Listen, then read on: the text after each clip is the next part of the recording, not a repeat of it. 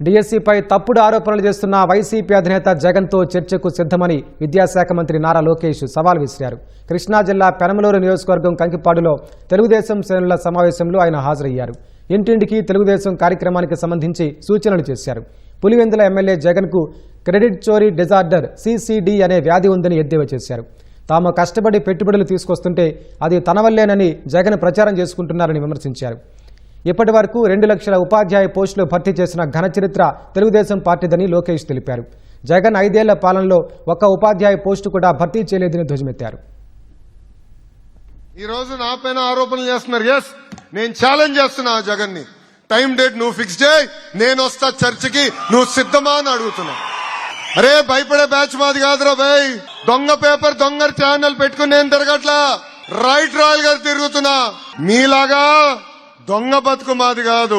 ఏమని ఉంటే స్ట్రైట్ గా మేము మాట్లాడతాం. రా, డిఎస్సి పైన డిస్కస్ చేద్దాం, గ్రూపుల పైన మీరు చేసింది డిస్కస్ చేద్దాం, లిక్కర్ లో ఎవరెంత డబ్బులు దొబ్బేశారు కూడా దానిపైన డిస్కస్ చేద్దాం. టైం డేట్ మీరు ఇవ్వండి. ఈ లోకేష్ మటుకు సిద్ధంగా ఉన్నాడు.